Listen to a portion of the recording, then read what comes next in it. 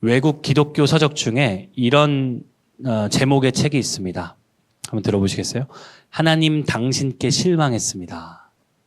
기독교 서적의 제목 이름입니다. 조금 불경건해 보이는 이 책은 그리스도인의 인생에 벌어지는 고통과 악의 문제에 대해서 다룹니다. 도대체 왜 기독교인에게는 이런 얼토당토하는 악한 일과 고통의 문제가 있는가? 이런 주제를 다루고 있습니다. 여러분 주님께 실망하신 적 있으십니까? 아마 주님 실망했습니다 라고 기도하기는 어려워도 기도해보지는 못하셨겠지만 사실 삶을 살아갈 때 한 번쯤 떠오르는 마음이기도 합니다. 도대체 왜 주님? 왜 도대체? 그런가 하면 여러분 이런 찬양도 있습니다. 하나님 한 번도 나를 실망시킨 적 없으시고, 여러분 이 찬양 아십니까? 하나님 한 번도 나를 실망시킨 적 없으시고, 그쵸? 여러분 이 찬양도 아멘이시죠? 주님은 신실하신 줄 믿습니다. 그래서 한 번도 나를 실망시키지 않는다. 이 찬양을 쓴 사람의 고백처럼 주님은 나를 한 번도 실망시키지 않으시는 분인 줄 믿습니다. 우리에게는 이 두 가지가 다 아멘입니다. 주님, 실망스럽습니다. 우리의 삶을 살아갈 때 이러한 마음이 드는 것도 사실 마음 한켠의 아멘이고, 또 우리가 이 찬양을 고백할 때 주님은 신실하십니다 하는 것도 아멘입니다. 이 둘을 어떻게 둘 다 아멘할 수 있을까요? 이 둘을 어떻게 이해할 수 있을까요? 어떻게 주님께 실망하면서 주님께 한 번도 실망하지 않는다 고백할 수 있는 것입니까? 오늘 아브라함의 이야기를 통해 주님이 우리에게 이 대답을 말씀해 주시기를 기대합니다. 오늘 본문은 하나님이 아브라함을 두 번째 찾아오셔서 약속하시는 장면입니다. 하나님은 아브라함에게 찾아오셔서 자손을 약속하시고 또 그 자손에게 가나안 땅을 주시겠다고 약속하십니다. 우리가 잘 이해해야 할 건요, 하나님께서 벼랑간 나타나셔서 지금 약속하시는 이 장면이 단순히 재산 증식에 대한 약속이 아니라는 것을 아셔야 합니다. 오늘 이 말씀은 어떤 말씀이냐면, 내가 너의 민족을 구원하고 너의 자손들을 구원해서 이 땅에 다시 돌아와 살게 할 텐데 여기서 번성하고 잘 되고 여기서 내가 너희와 함께 할 거야. 이런 민족의 구원을 약속하시는 장면이라는 것입니다. 단순히 땅 줄게 이런 약속이 아니라는 겁니다. 즉 하나님은 지금 아브라함에게 그 민족을 구원하시겠다. 구원의 약속을 지금 베풀고 계신 것입니다. 그런데 재미있는 것은요, 아브라함이 이 구원의 약속을 받아놓고 주님께 이렇게 물었다는 것입니다. 8절에 그가 이르되 주 여호와여, 내가 이 땅을 소유로 받을 것을 무엇으로 할리까? 주님께 묻는 것입니다. 저는 이런 생각이 듭니다. 아니 준다면 믿으면 되지. 왜 괜히 왜 묻는 거야? 저 같으면 제가 하나님을 괘씸해서 못 믿겠음 말아라. 너 말고도 많다.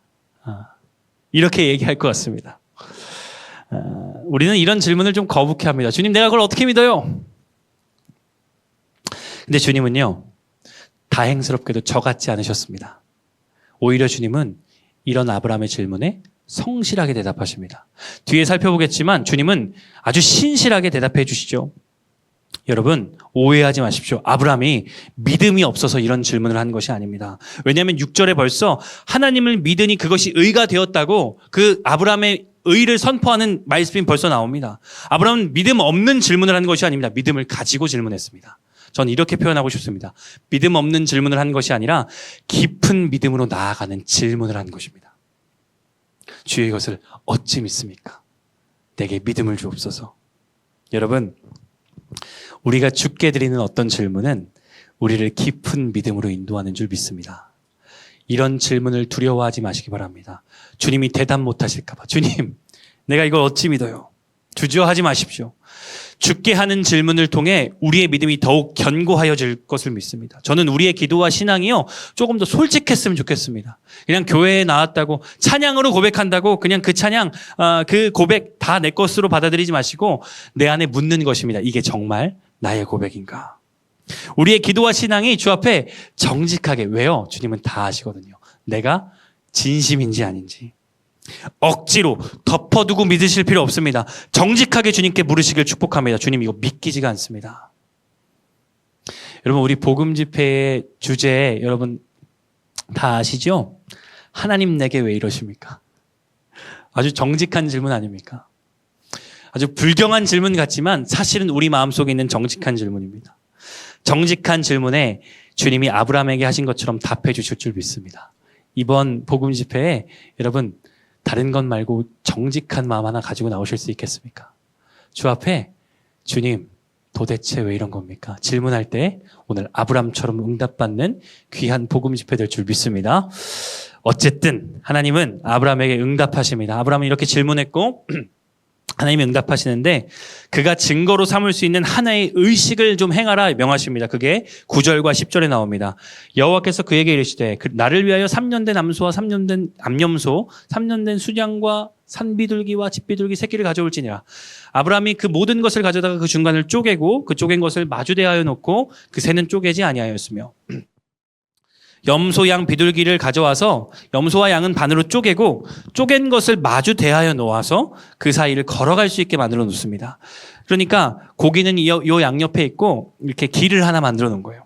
이 의식은요 고대의 갑과 을이 계약하는 방식입니다. 다시 말해 종이 이 피고용인이 요 사이를 지나면서 이런 다짐을 하는 것입니다. 내가 만약에 주인인 당신을 배반할 시 내 몸은 반으로 갈라져 죽겠습니다. 굉장히 무서운 거죠. 예. 고대엔 이런 일이 있었다고 해요. 그러니까 이 동물을 갈라놓고 나도 약속을 이 동물처럼 지키겠습니다.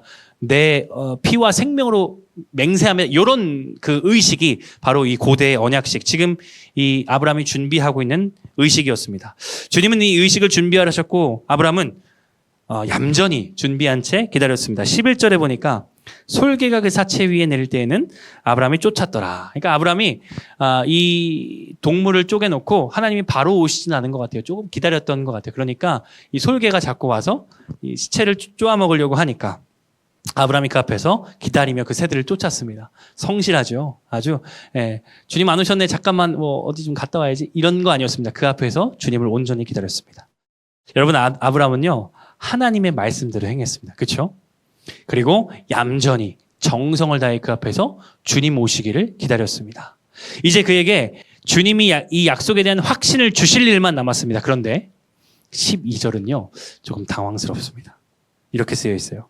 해질 때에 아브라함에게 깊은 잠이 임하고 큰 흑암과 두려움이 그에게 임하였더니.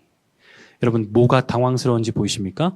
믿음으로 행하던 아브라함에게 아주 당황스러운 일이 생깁니다. 밤이 되며 그에게 큰 흑암과 두려움이 생겼다는 것입니다. 여기서 흑암은요 무슨 뜻이냐면 소망이 없어졌다 이런 뜻입니다. 당황스럽습니다. 왜? 지금 주님의 일 잘하고 있었잖아요. 지금 이제 아브라함에게 기대되는 것은 무엇입니까? 하나님이 나타나셔서 그의 질문에 답해 주셔야죠. 너에게 확신을 줄게. 아브라함은 잘했습니다. 실수한 것이 없었습니다. 주님의 말씀대로 한 걸음 한 걸음 걸어 나갔을 뿐입니다. 그런데 왜 지금 이 시간 주님을 기다리면서 소망이 없다 느끼는 것입니까? 왜 그는 두려워하는 것입니까? 주님의 시키신 일을 제대로 해냈는데도 왜 그에게 그가 무서워하는 것입니까? 우린 이렇게 생각하죠. 주님의 길 갈 때 소망이 가득해야지. 두려움이란 없어야지. 우리 교회 개척했는데 소망이 가득하고 두려움이란 없고 모든 일 잘 되고 주님의 뜻대로 가니까요. 여러분도 혹시 이런 경험이 있으신가요? 확신을 가지고 시작합니다. 주님이 주시는 믿음을 가지고 시작합니다. 분명히 하나님이 부르신 자리라고 확신합니다. 이제 좋은 일만 남았습니다. 그러나 어느새 어두움이 몰려옵니다. 일이 꼬이며 의심이 들기 시작합니다. 이게 될까? 이게 맞나? 주님이 시키신 일 맞았나? 내가 오해한 것은 아니야? 이런 의심이 싹트며 두려움 가운데 빠집니다. 오늘 서두에 나눈 것처럼 주님께 실망스러운 마음이 스멀스멀 올라올 때가 있다는 거죠. 도대체 왜 이런 일이? 내가 뭘 잘못했길래 주님? 오늘 혹시 저와 여러분에게 이런 경험이 있으시다면 주님의 뜻대로 시작했는데 주님의 마음으로 시작했는데 주님이 주셨다고 생각해서 시작했는데 두려움과 흑암 가운데 계신 분이 있다면요. 오늘 말씀에 주목하십시오. 성경은 주의 약속을 받은 아브라함이 깊은 믿음으로 가기 전 그가 두려움과 흑암에 빠졌다는 것을 오늘 적나라하게 보여주고 있습니다. 하나님은 이 이야기를 숨겨놓지 않으세요. 그냥 뭐 지나가는 이야기로 만들어 놓지 않으세요. 말씀에 분명히 기록해 놓으십니다. 아니, 오히려 이렇게 말씀하시는 것 같습니다. 믿음의 길을 가다가 두려움에 빠질 수 있다고 말입니다. 오늘 하나님이 우리에게 알려주고 싶으신 것이 있습니다. 13절에 이렇게 말씀하시죠. 여호와께서 아브라함에게 이르시되 너는 반드시 알라. 내 자손이 이방에서 객이 되어 그들을 섬기겠고 그들을 400년 동안 내 자손을 괴롭히니니 너는 반드시 알라. 이러시고는 그 땅을 차지하기까지, 다시 말해 아브라함에게 약속하신 그 약속이 이루어지기까지, 구원의 약속이 이루어지기까지 있을 엄청난 흑암과 두려움에 대해서 말씀해 주십니다. 그것이 무엇이었어요? 여러분 다 알고 있듯이 애굽에 포로로 끌려갔을 때, 뭐 처음에 끌려간 건 아니었죠. 포로로 잡혀 있을 때, 그때의 일을, 그 400년간의 일을 주님이 지금 말씀해 주고 계신 것입니다. 이렇게 말씀하시는 거예요. 너는 반드시 알라. 믿음의 길에 두려움이 있다는 것을, 믿음의 길에 흑암이 있을 수 있다는 것을 너는 반드시 알아라.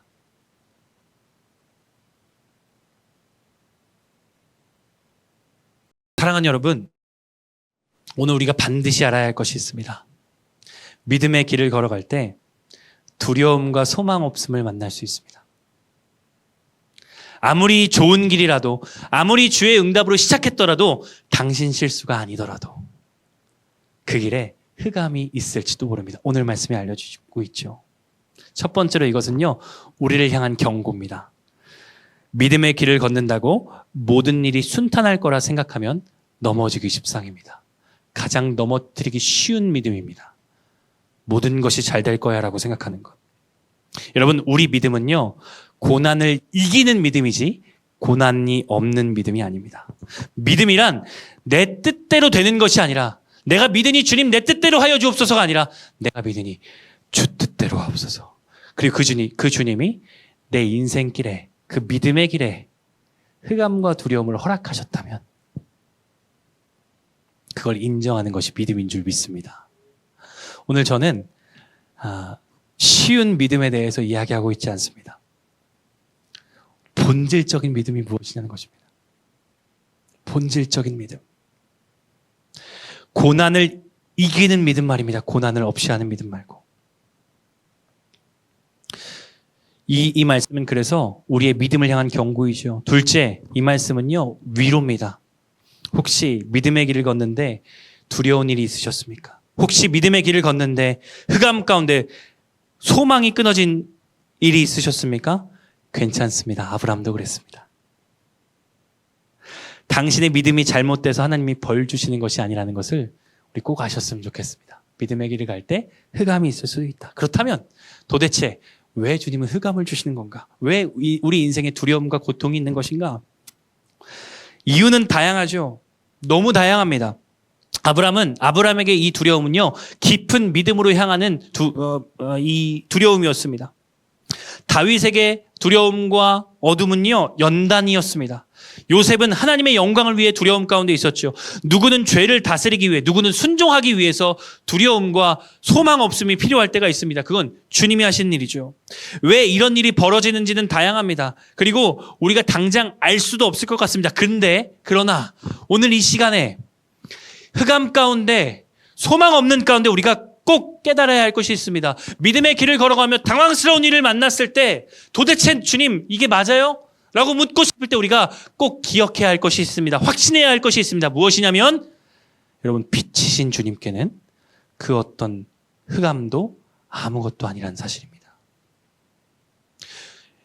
만약 우리가 믿음 안에 있다면, 다시 말해 주님과 우리가 함께 한다면 빛이신 주님께는 흑암이 아무것도 아니라는 것, 우리가 확신하고 있어야겠죠.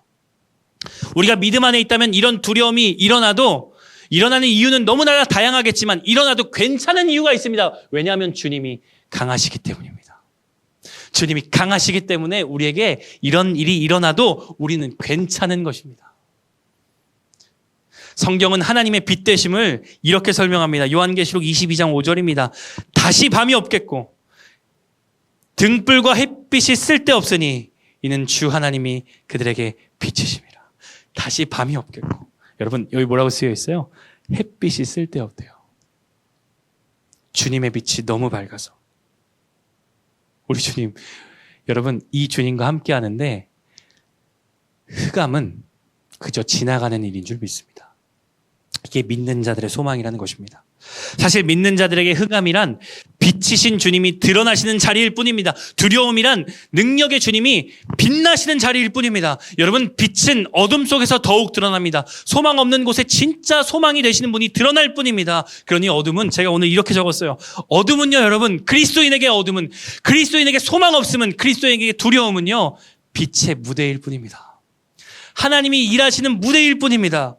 창세부터 주님은 흑암 중에 일하셨죠. 빛이시라 말씀하셨죠. 소망 없는 곳에 창세부터 주님은 소망을 주셨습니다. 주의 길 가다가 만나는 소망 없음은 오히려 소망 되신 주님을 깊이 깨닫는 자리인 줄 믿습니다. 그러니 우리의 흑암과 두려움에 일하실 주님을 기대하시기를 주의 이름으로 축복합니다. 그러니 우리가 두려움 가운데 해야 할 일은 바로 주님을 기다리는 일인 줄 믿습니다. 아브라함이 솔개를 쫓으면서 기다렸던 것처럼 일하실 주님을 바라는 것입니다. 시편 130편에 이런 구절이 있죠. 파수꾼이 아침을 기다림보다 내 영혼이 주를 더 기다리나니 참으로 파수꾼의 아침을 기다림보다 더하도다. 파수꾼에게 아침은요, 두려움에서 해방되는 시간입니다. 파수꾼은 아침이 오게 할 수 없는 사람입니다. 그렇죠? 파수꾼이 뭔 짓을 해도 아침은 오지 않습니다. 다시 말해, 파수꾼은 소망이 없습니다. 파수꾼이 소망될 수 없습니다. 그저 기다릴 뿐입니다. 여러분, 아침같이 오시는 주님을 소망하시길 축복합니다.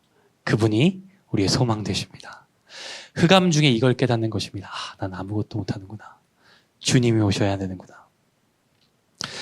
저와 여러분에게 영혼의 아침을 주실 주님을 찬양합니다. 오늘 첫 번째 말씀의 결론 함께 따라 읽어볼까요? 두려움과 흑암 속에서 주님을 기다립니다.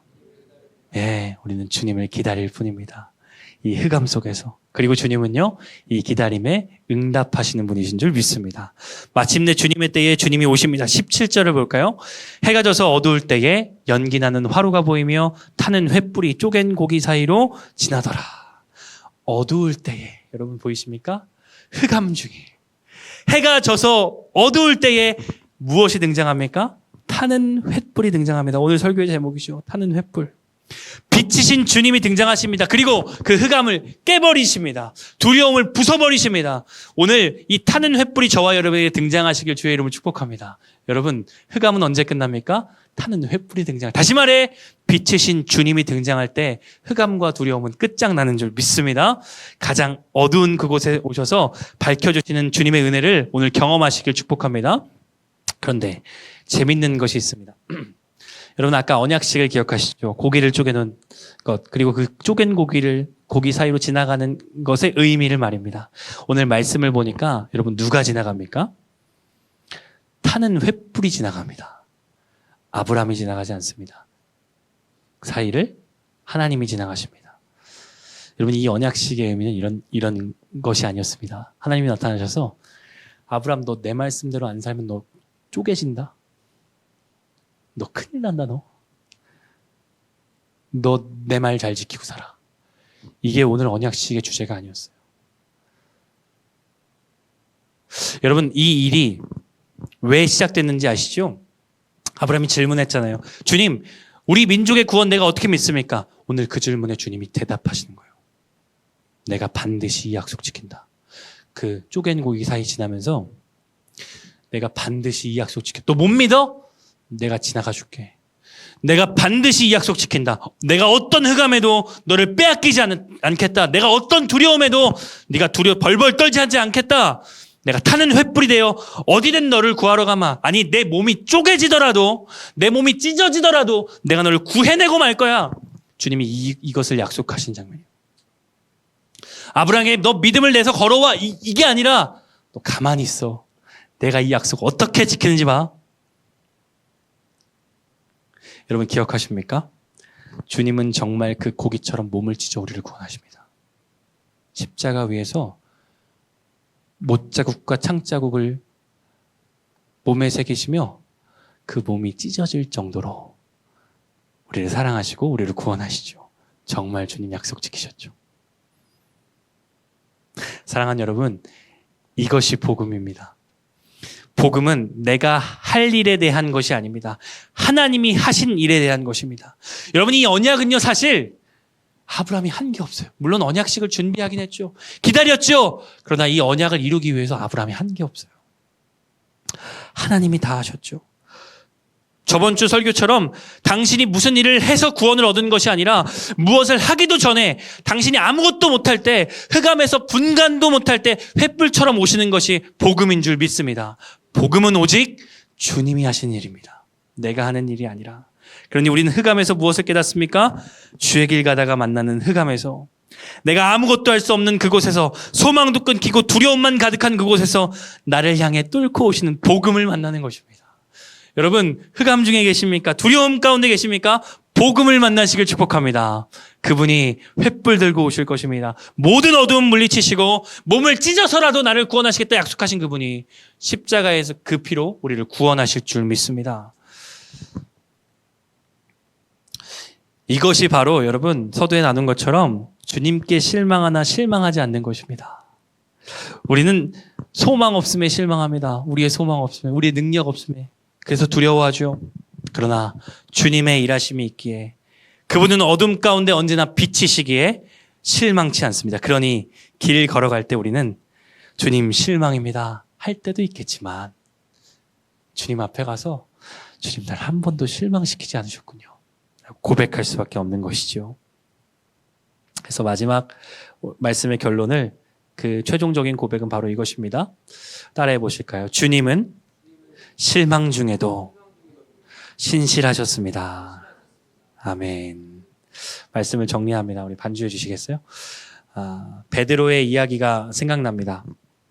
말씀을 적다가 베드로의 이야기가 생각났어요. 무슨 이야기냐면 물 위를 걷는 베드로, 여러분 다 아시죠? 폭풍이 막 몰아쳤는데 예수님이 걸어오시는 걸 보고 다들 귀신인 줄 알아서 벌벌 떠는데 이 베드로 혼자 주님이 모든 나를 물 위로 걸어오사 하소서, 그래서 이 믿음으로 걷는 것 말입니다. 여러분 생각해 보면 대단한 일 아닙니까? 여러분 누가 그 폭풍 속에 주님이면 날 오게 하소서라고 했다고 폭풍 속에 누가 발을 집어넣어요? 그거 대단한 일이에요. 우리가 그 물에 빠진 것 때문에 베드로를 우습게 여기지만 베드로 대단한 사람입니다. 저는 절대 못합니다. 근데 그가 그냥 가서 하나님 예수님 품에 안겼으면 좋았을 것을 파도를 보고 두려움에 빠집니다. 그래서 예수님이 어떻게 하시죠? 말씀에 이렇게 나와 있어요. 마태복음 14장 31절. 예수께서 즉시 손을 내밀어 그를 붙잡으시며 이르시되 믿음이 작은 자여 왜 의심하였느냐. 여러분 이 표현에 주목하시겠어요? 즉시 손을 내미셔요. 즉시 손을 내미신다. 주님은 베드로 물 한 5초만 더 먹어라. 너 그렇게 믿음이 없냐? 왜 의심하는 거야 도대체? 이렇게 생각하지 않으셨어요. 예수님 생각 아마 이런 생각이셨던 것 같아요. 예수님은요 그 폭풍 속에서 주님만 기다리다 그냥 저 앞에 예수님이란 실루엣 보이니까 주님이시거든 날 불러주세요, 나 주님께로 가고 싶어요 하는 그 베드로가 기특하셨던 것 같아요. 그 베드로가 사랑스러우셨던 것 같아요. 어떻게든 주님 품에 안기고 싶어하는 그 베드로 말이에요. 그래서 즉시로 구해주세요. 주님 손 붙잡은 베드로에게 이렇게 말씀하시죠. 믿음이 작은 자여 왜 의심하였느냐. 여러분 질문이 있어요. 이 말이 책망 같으신가요? 믿음이 작은 자여 왜 의심하였느냐. 책망 같으신가요? 안 구해주시고 이런 말씀하시면 책망이시겠죠. 근데 여러분 내가 베드로라면 이걸 책망으로 들을까요? 주님 품에 붙잡혀서 믿음이 작은 자여 왜 의심하였느냐. 베드로가 무엇으로 느꼈을까요? 주님 품에 기대어 이 말씀을 들었을 때 베드로가 안심이 되었을까요? 아니면 자기 믿음에 어떻게 내가 잘못했구나 이런 생각이 들었을까요? 믿음으로 걸어본 사람만 알지. 이 말이 책망인지 위로인지 믿음으로 걷다가 물에 빠져본 사람은 아는 거예요. 저는요 오늘 저와 여러분이 이 말을 들으셨으면 좋겠습니다. 주님이 나타나셔서 우리를 즉시로 구해주시고 주님 품에 안아서 저한테 이렇게 얘기하시는 거예요. 믿음이 작은 태진아, 왜 의심했니? 그럼 제 마음이 얼마나 무너질까요? 얼마나 무너질까요? 주님 맞아요. 주님 다 아시죠? 주님 저 믿음 없어요. 주님 저 믿음 작아요. 저 할 수 없어요. 그래서 주님 필요해요. 주님 없으면 이 폭풍 걸어갈 수가 없다고. 주님 필요해요. 믿음이 작은 자여, 내가 너 믿음 작은 거 다 알아. 믿음 있는 척 할 필요 없어. 나한테 안겨. 오늘 주님이 우리를 타는 횃불처럼 찾아오셔서 고통과 두려움 속에 이 말씀 해주시길 주의 이름으로 축복합니다. 오늘 책망으로 듣는 사람 없습니다. 오늘은 이 말을 내 손 잡아주시는 놀라운 위로로 들으시길 축복합니다. 그래서 오늘 찬양은요, 아주 소망의 찬양입니다. 어둠 속에서 부르는 소망의 찬양입니다. 우리 이 주님의 품을 상상하면서, 주님의 품을 소망하면서 우리 함께 찬양하겠습니다. 타는 횃불과 같은 주님, 모든 것을 뚫고 우리에게 오시는 주님, 내 몸을 찢을지라도 나를 구원해 하시겠다 약속하셨던 주님, 내가 오늘 주님을 기다리오니 주님 오셔서 소망되어 주옵소서. 소망 없는 우리 삶에, 두려움만 가득한 능력 없는 우리 삶에 소망과 능력이 되시는 분은 오직 주님이신 줄 믿사오니, 주께는 내가 겪는 이 어려움과 두려움이 아무것도 아닌 줄 믿사오니, 빛이신 주님 오셔서 우리에게 말씀하여 주옵소서. 그리하여서 우리가 이 흑암으로 두려워하는 것이 아니라 오히려 복음을 만나는 귀한 통로로 사용하는 사랑하는 은혜의 강 모든 성도들 될 수 있도록 인도하여 주시옵소서. 다음 주에 있을 복음 집회가 우리에게 정말 그런 기회가 될 줄 믿사오며, 이제는 우리 주 예수 그리스도의 은혜와 하나님의 사랑하심과 성령님의 교통하심의 역사가 파수꾼이 아침 바라듯 빛이신 주님을 어둠 속에 기다리는 주의 모든 자녀들 머리머리 위에 이제부터 영원토록 함께 하옵시기를 간절히 축원하옵나이다. 아멘.